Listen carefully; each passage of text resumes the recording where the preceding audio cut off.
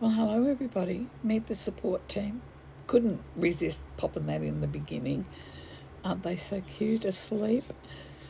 Anyway, hi, it's Vicky here. Where I've got so many envelopes, and I'm pretty sure everybody else does too. We just keep collecting, don't we? So I thought I'd start trying to find ways to use some of them up. And I've decided to make a 4 envelope folio. So I'm just going around here doing the inking. I do it on all 4 of them, of course. I hope everybody's really well. We're kind of starting our year, like I said in my other video. The new year's just begun for us, and we've solved one problem. The aircon's been fixed. So we now have some aircon back, which is a sweet relief. We had the builder here to have a look at our room, my room here, and he's going off to do a quote and a scope of work. So we'll see what happens there. It's just been crazy, hey. It's just like we just think we're just going to live a normal life. And things just pile up behind us. But not to worry, enough of that. Now, what I've done here is I'm putting just as you can see, it's a small strip of coffee dyed paper. It's printer paper, so it's very thin. And the reason why I'm putting it there is I'm putting it over the crease because when I put a lining into the envelope and then of course I attach the next envelope with the flap, there's that tiny little gap that goes along there, and as you can see they're blue inside these envelopes. So there is just that slither of blue that you can see when you put them together, and I didn't like it. So quick, easy way of fixing that is just popping that very thin piece of paper along there to line it. Plus, it's also added strength on that fold. So this is how all 4 of the envelopes will look in the construction stage. I've just put a lining paper in there. Now I used to bend myself inside out trying to get that lining paper glued, and I've since come to my senses, and I just glue along the top edge there so that when you're putting things in and out, it doesn't foul on that lining piece. And once again, this gives the envelope some structure. So that's why I've used a whole piece to go in the envelope. You only really need a strip there as well, but like I said, I like that little bit of extra strength. So now I'm attaching, excuse me, now I'm just going through and I'm attaching all the envelopes together, and as I said, you use the flaps to do it.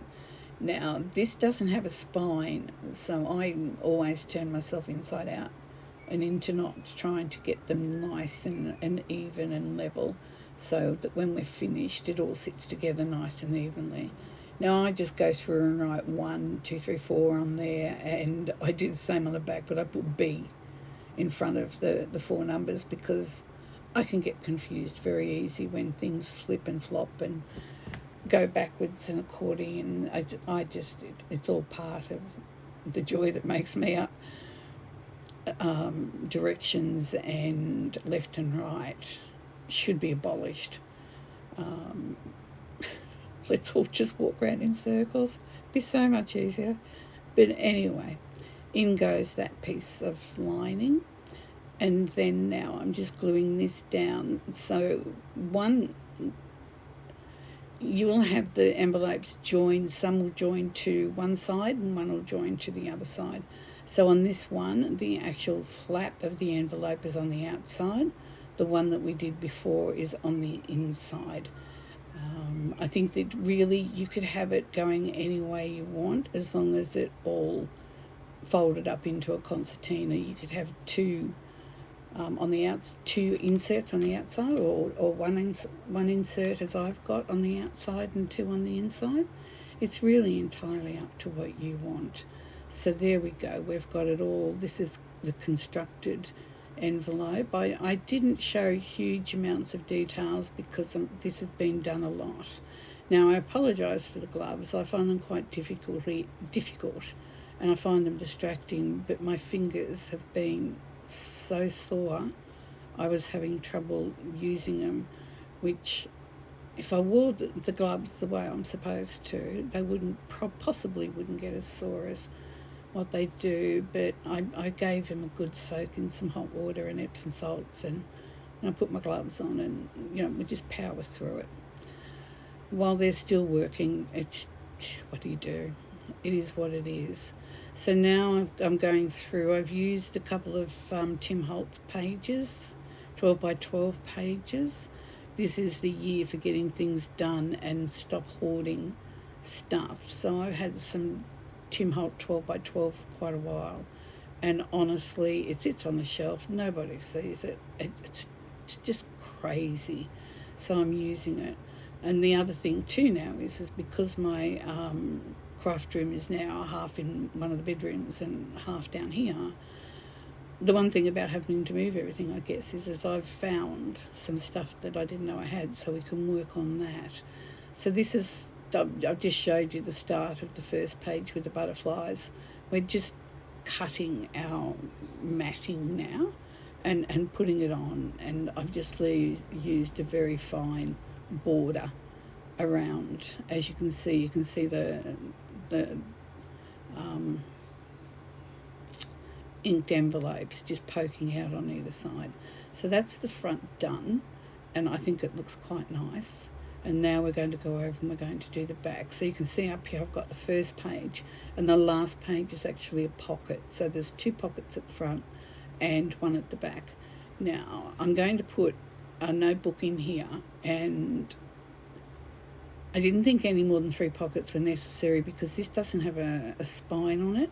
So if the more you put in it, obviously the thicker it gets. And if whoever ends up with this can put as much in there as they want to.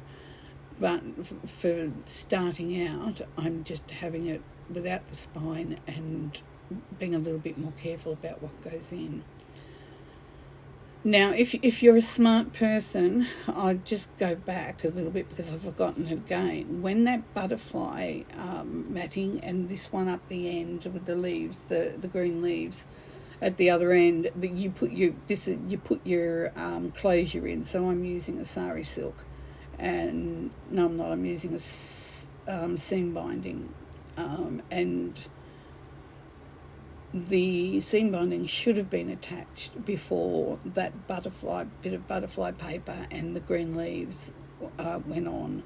So you'll see that I've made life a little bit difficult for myself because I forgot to do that.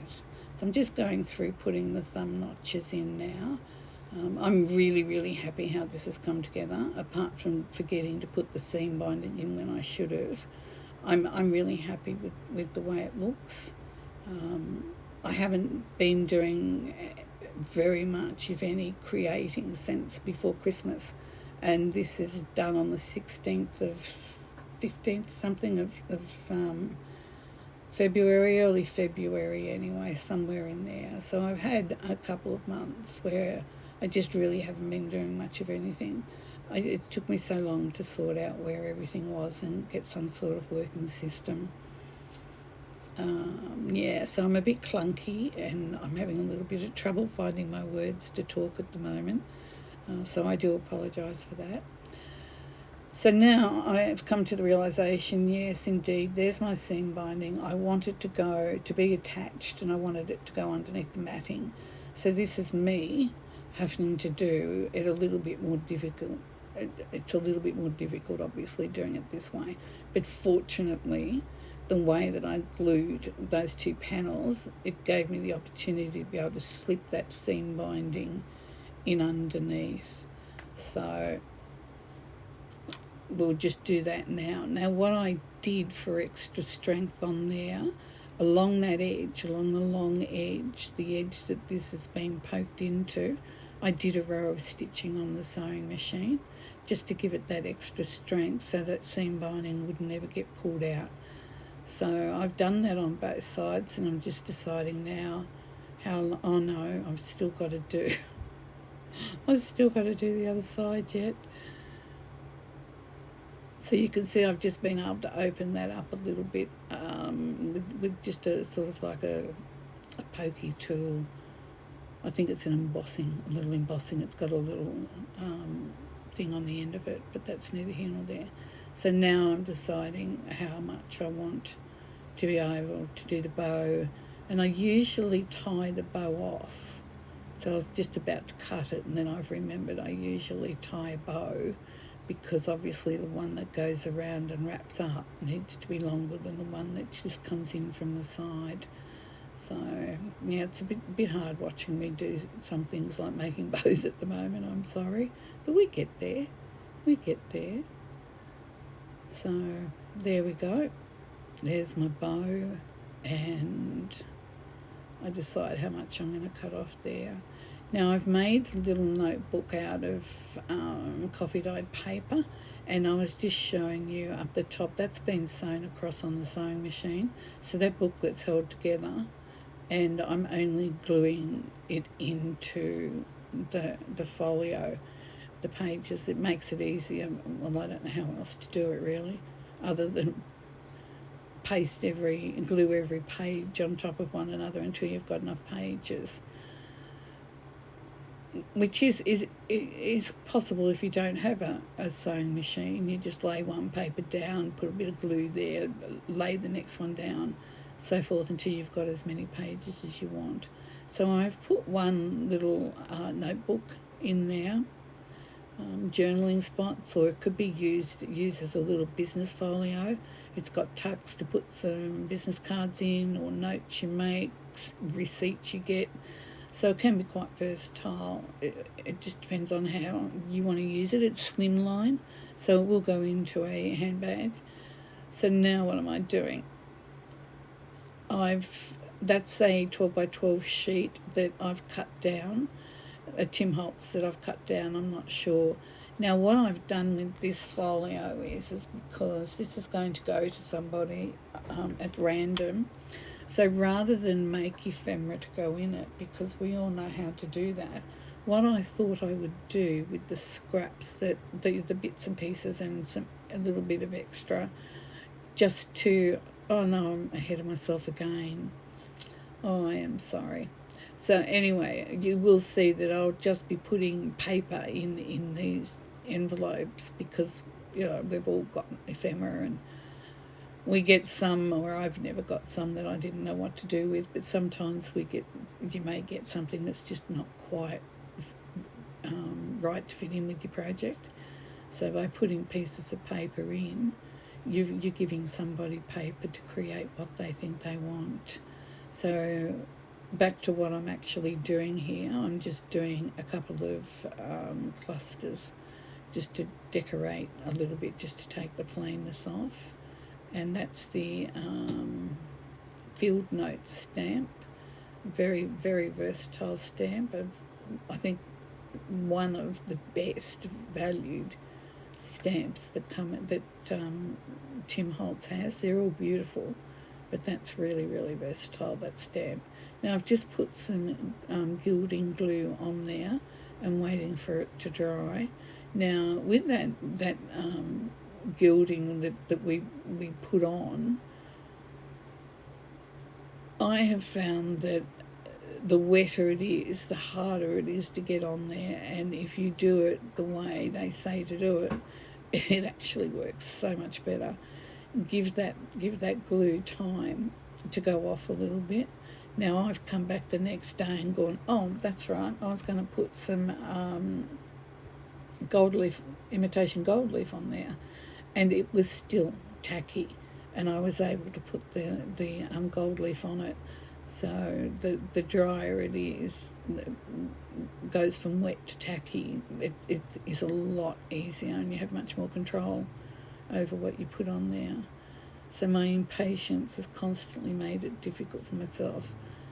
But anyway, I'm enjoying doing this project. I've got so many little things, like long-term continuing things on the go. I just felt like I just really wanted just to have a little play, see how I felt about being back in the craft room, and just enjoying without really having any pressure or trying to figure out where I'm up to from projects. that I have got going. So the only journal I'm working on, well, like I said, I haven't crafted for a number of weeks. It's probably, well, I've done things in the lounge room. I've done some fussy cutting and bits and pieces, but as far as sitting at my desk, I'm talking about. Oh, that was the other thing. Did I tell you the builder was here yesterday? Yeah, I did. There's a couple of different options he's talking about, and so that's what's in my head the whole time at the moment. Not knowing is always the most difficult thing. This, I don't know why we pay for building and pest. We pay people that's supposed to know more than us to inspect the house and make sure that everything's all right. Well, this room that I'm in, my craft room, has never been up to code. So somebody who didn't know what they were doing managed to erect this room and didn't get anything right at all. I think I've just had a bird come in the house, if that's what you heard. He's gone now. They're chasing the dogs food. We had to bring the boys dry food inside because we had dozens of birds out the back fighting and squabbling over who was allowed to eat their food.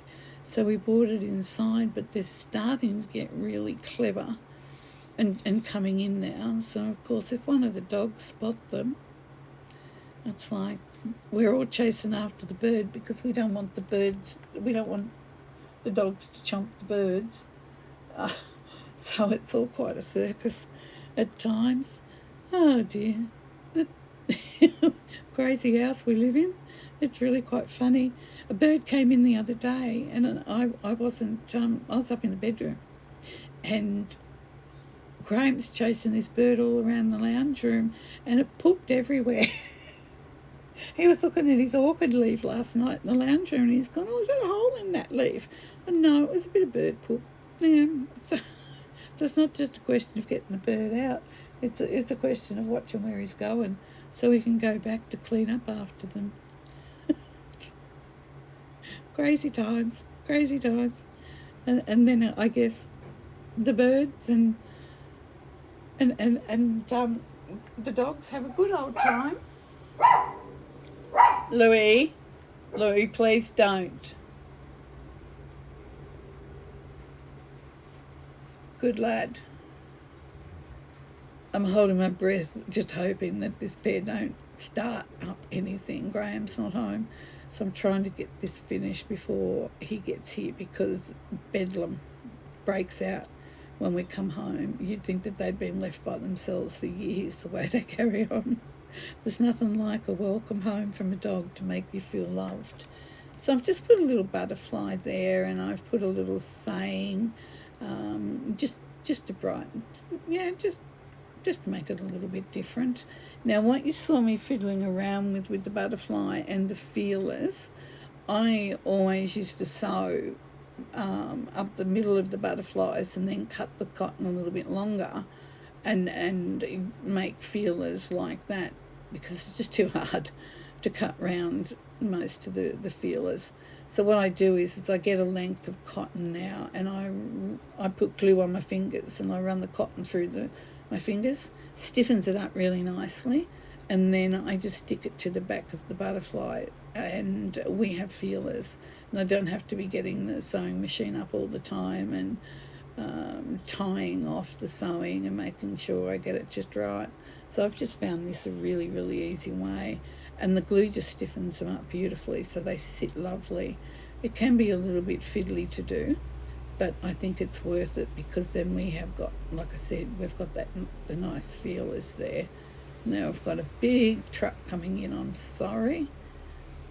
I will listen to this before I post it, and we'll decide on whether or not it's going to be a problem then.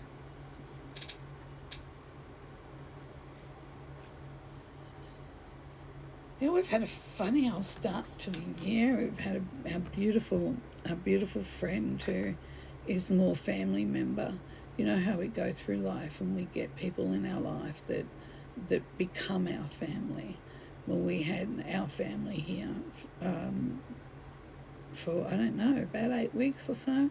and it was just absolutely beautiful to get the time to spend, because it just took her 7 hours on the train to get home.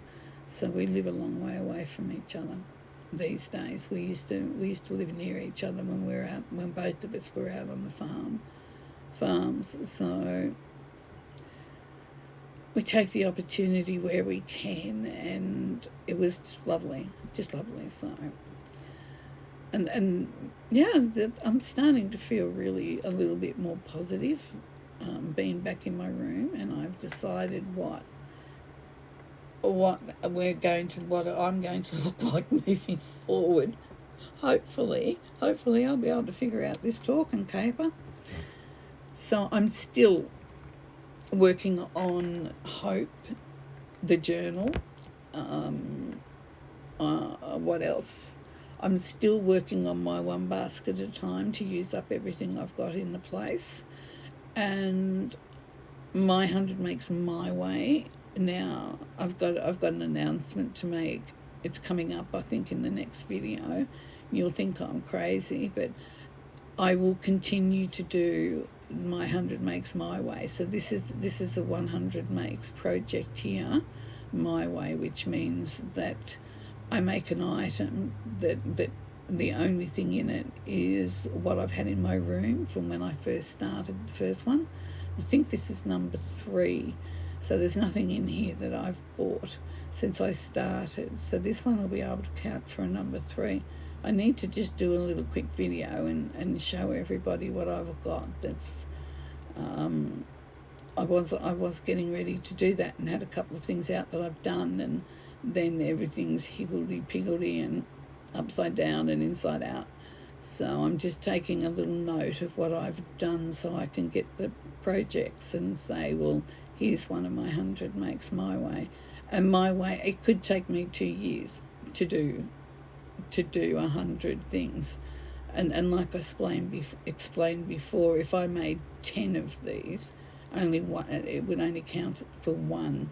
But I'm very proud to say that she who doesn't know how to do anything else but go crazy and make 10 or 20 of everything, this is the only one I've done. So this is a single. So hopefully that's a promise of better things to come. Because what I tend to do is I tend to do multiples, and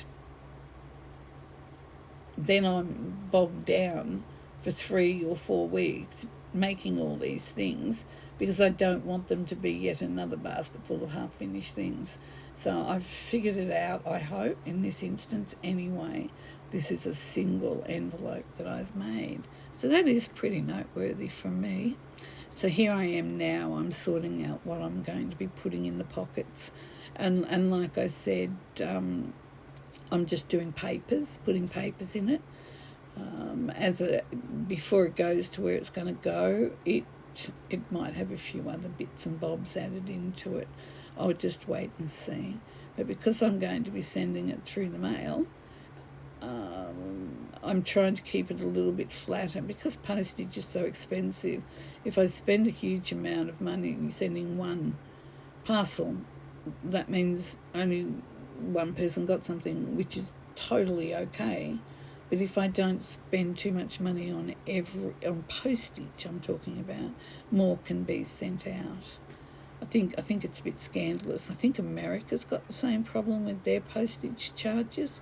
I'm not sure about anywhere else in the UK, but yeah, we've been hit with some really, really big costs. And I think the thing that annoys me about our post office is we pay to get something sent, and then if we want to hold them accountable if it goes wrong, we've got to pay more. Well, I don't think that's right. Whatever we pay in the first instance, it should be enough for them to do.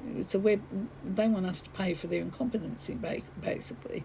So that's a bit of a bugbear with mine. I mean, we all get a bit piggy about things, don't we?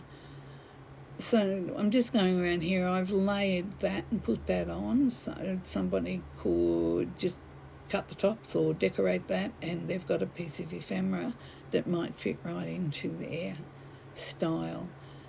So And the other thing too is to be honest, if I had started doing ephemera for this envelope, once again, I would have bogged myself down.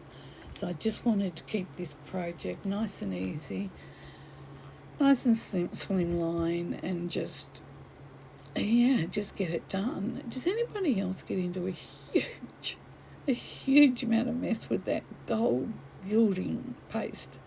I get it everywhere. As soon as I get it out, you know there's going to be bits of gold all over my work. And I've just got to the stage where, you know what, I don't mean to do it, but it looks pretty. So let's not just screw it up and put it in the bin and start again. I will confess to having done that a couple of times. But now I'm thinking I'm trying to be more careful. I always get a wipe out before I start. And I'm just trying to be a little bit more mindful of what I'm doing when I'm using it. The messes we get into, it's exhausting, isn't it? The other thing that I'm doing this year is I've been promising myself for a little while that I wanted to get back into doing mixed media, and I found that where I started from and left off is nowhere near where I'll be going this time, because I've sort of like learned a little about laying, and it was all very heavy, like there was a lot going on in pieces that I've made in the past. I think I've found my lane, what suits me, and that's a little bit less medium, and just trying to get some layers and layers and layers, just more muted, I guess, colours. So I'm just putting a little bit of lead underneath there just to highlight it a little bit. And honestly, I don't know why I don't do it. I don't know, maybe I'm lazy. The best way to activate that a little bit, to get it a little bit sort of more even, and is just get a paintbrush. And wet it. So you can see I've just decided that I'll leave that there at the front and just do a little bit. Put a bit of water on a small paintbrush and it will go much easier. Now you can see that second line down there, that's wet, so it will dry. And I've put a 49 and Market rub-on doily on the side of that as well, and I think I put a little butterfly down in the corner. So that's those two. So I've done a double tuck in that pocket on the back. I've done the envelope, it's got the envelope pocket, and then I've put another side pocket on it, just because. And now I'm just going through sizing, like I said before. I said all this before when I was when I was doing the clusters. I'm actually really quite pleased with those clusters. I'm a very difficult taskmaster when I look at my clusters. Nothing never seems to be good enough. I always despair over the clusters that I do. I don't know whether it's a lack of confidence. I don't know whether it's because it's something that I really truly struggle to do. But it's pretty difficult for me to get a cluster to where I'll actually glue it all on. And the other thing I've done too is, I'm not sure if you can see it here, there are some little die cuts that Tim Holtz has done, and I think it's from the Field Notes stamps. It's ephemera that goes along the lines of that, and some of them are so tiny, like you can see those little ones that I've put on the clusters. I've got a little tiny tray, and it is, what is it? It's a little wooden one, and it's 4 by about 4. Yep, 4 by 4, and then it's sort of like it's cut into squares. There's partitions for squares, so 3 across and 3 down. So there's 12 little squares. And it's just a little wooden one. And what it is our Spotlight, I think this is where it's come from, have put Christmas decoration things, little ones obviously, and it's left over. So I thought what a good idea is, because they're so tiny, they tend to get forgotten. And I thought, well, if I put them in this little container, So each of the 12 little squares is about 1.5 inches, 1.5 inches. Sorry, 1 inch. About between 1.25 and 1/2 inch, and then I've put all these tiny little bits into this little container. Unfortunately, it doesn't have a lid, so I need to be just a bit careful with it. And I'm finding them, they're reminding me now to use them, and this year is all about using it up. And I had an epiphany, a holy heck moment, when this room still feels quite full, but the bedroom's full of furniture and stuff just stacked on top of it, and it is unbelievable, the amount of stuff that was in this room. And I will say one thing, I don't feel it's claustrophobic in here as what I used to, because I had so much furniture in here to store. The sliding glass door that's at the bottom of the room, I couldn't open it because there was a couple of cube units and a bookcase there. Well, they've gone out of here now for the time being, and I must admit I do like the fact that I can open that window up and get the light in from there. So however this room goes back together again, however it looks, I will probably swing this desk around so that when I look up, I look out the window. I'm not sure how we're going to go, but one of the talked of things was to extend this room out by about 800, which is the width of my desk, and that will help immensely. It'll also make me feel like I've got enough room instead of being squeezed in. So, well, nobody twisted my arm to buy stuff, it is what it is. Now, what you see me doing there is replacing that foam. And when I first started using these things, I used to get really a little bit indignant that they just fall to pieces so easily. And I'd keep using them until I keep using them. And you'd know you're getting little bits of foam dropping all over your work and just making a mess. Well, my advice is just cut your losses. They're not going to last a long time. Get it off and put a new one on there, because every one of those little flecks of foam is absolutely loaded with ink of all sorts, as you would expect. And when you go to brush them off your work, if you're not careful, when you brush them, they will swipe across whatever colour that's in it, and it's surprising how little of a piece of foam can be to make one really big mess. So, yeah, just cut your losses and just get another one. So I'm just doing a little pocket. I decided that I would put a pocket. So I've put an extra side pocket in the back, and I've put this little one in just to add a little bit more, and it's still closing all right. So I'm just doing my little butterfly feelers now, and it really is. It's a bit fiddly, to be honest, putting little feelers on them like this, but at the end of the day it works. And what you ought to do is if you've got a little bit of tweezers, if you've got tweezers, once you put a little bit of glue on the back there, you can hold it down with the tweezers until the glue goes off. The other thing I found I could do too is that little silicone purple top that you can see there that fits onto the glue. You can also hold the cotton down with that, just to wait that little bit, not very long, because when you use your fingers like I'm doing it now, of course everything sticks to your fingers. So it as you can see, it can be a little bit fiddly, but if you use the right tools, it really wouldn't have been a problem at all.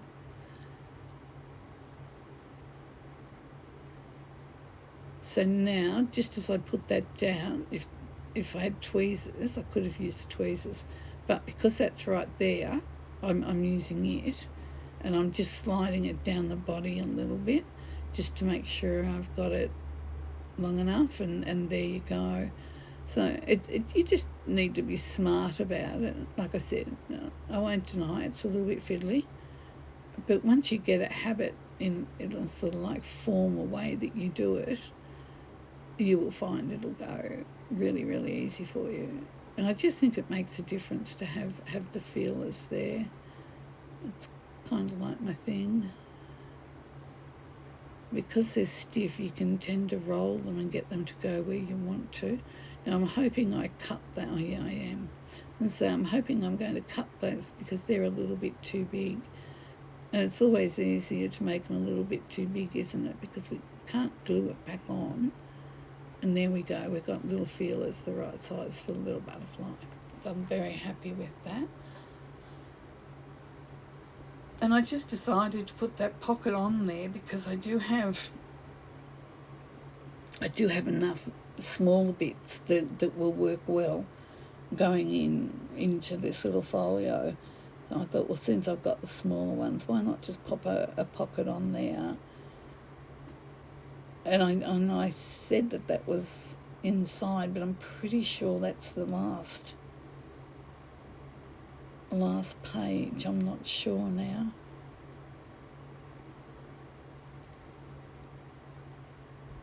Anyway, you pretty well know all my news. What are you all up to? I would truly, truly appreciate it if you could give me a thumbs up. And while you're just flicking through and you've got some quiet time, pop over and have a look at our shop. Have a browse around so that when you want something or you want to buy gifts from somebody, you'll have a little bit of an idea on what you'll find in our shop. You never know. Well, I do. I think the perfect gift for somebody is in the shop. But if you, like I said, give me a thumbs up, and if you think this will interest somebody else, please share my video. Like I said, it will be really appreciated. So now I think I'm just going through and I'm putting in all the envelopes, all the paper into the envelope pockets. So that one's done.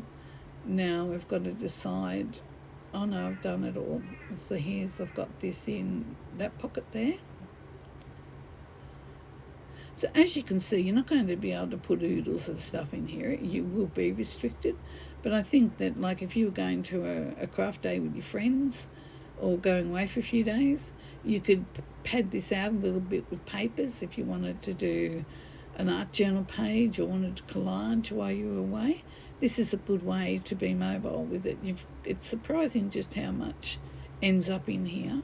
And I'm just fossicking around now looking to see whether or not there's other things I could be putting in here. Now, I'm building these in stadium type format. Keep in mind that the papers at the back, the longer ones, they don't go all the way down to the bottom.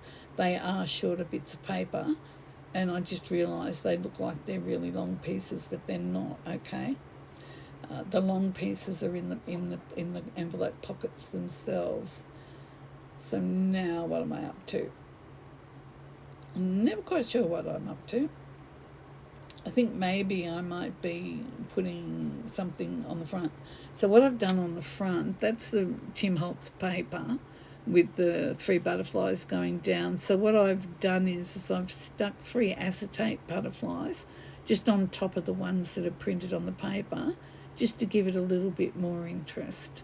Oh, that's what I'm doing. I'm just making a little embellishment just to go on the front. Keeping it super simple, but I think quite effective. These little rosette flowers, I just love them. If anybody knows where you can get them from, give me a shout, please. They're the tiny ones, they're not the bigger ones. And they are just too super cute. I got them from Sue at Paper Inspirations, and she doesn't have any left.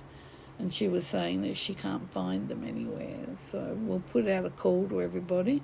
If you can see any of those, and like I said, they're the miniature ones. Well, actually, I don't know whether or not they might have smaller ones. So I'll just say they're the small ones rather than miniature, because there could be others smaller than that. It looks really good. So I'm just putting the little flowers, the little roses down on there. And I think we're getting close to the end. I'm never quite sure with me. It's like I think I'm finished, and then because I'm a fiddler. So what I'm doing there is I'm just tucking the end of the rose in, because it comes out of the rose and goes through and connects to the next one. So sometimes when you cut it, you get that little bit of a tail, and you just tuck it back in underneath itself.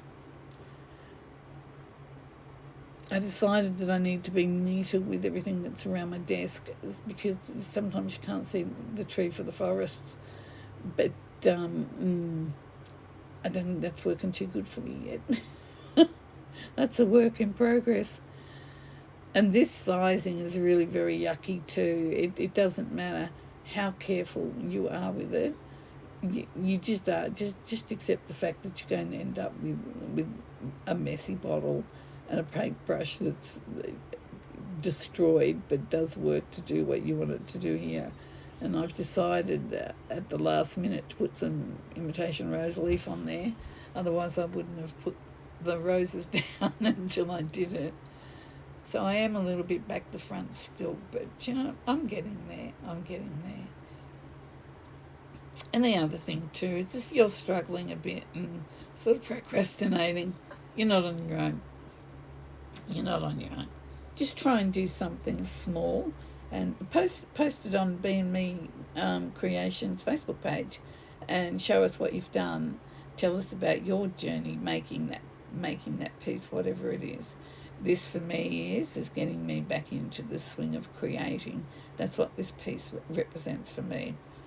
And because when you don't, I find that if I don't create like super regularly, I'm not a very nice person, I don't think. And secondly, I find it quite a challenge to get back into it. Now, looking at that cluster there, I think what it needs is a little oval one on the bottom of that square one next to the rose. That would be my opinion. So at this stage, I'm going to clear my desk. Watch it. It's all style here. Just clear it. I can't push that back too far. There's too much behind it. Okay, show and tell. I will go through this mainly well to show you what I've done, but also to remind myself what I've done and to be proud of what I've done. That's one of my battles, to like the things that I do. So it's all really very nice. Me and my folds, I don't know why I go anywhere near anything that folds, but So we've got the papers here, lovely Tim Holt papers, and they're a really good usable size for tags. An open envelope that you could journal on. And we've got a little notebook there for extra space, and then there's the 3 pieces there. So they go in there, tucked away, and then we'll turn it over the back. So that's the first page. So I've put a pocket there, like I said, and I've got a piece of paper. It's been semi-decorated, so you make that into a journaling card. There's lace along that one. Just trying to sort of like fancy it up a little bit, because I just want it to be useful. Now, flipping through these, remember I said that they're not all tall, I should say. I've got them stadium,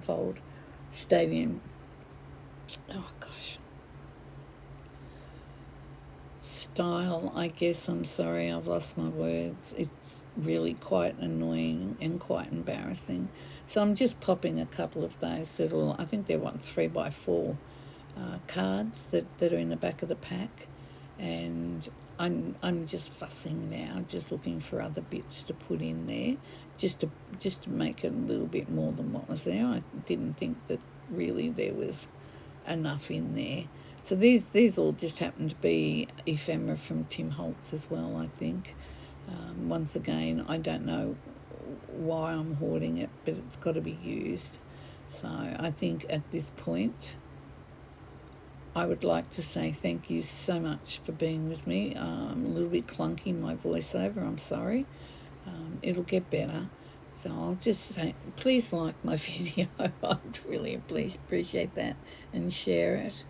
But most importantly of all, be kind to you and be kind to the person standing next to you. Bye until next time.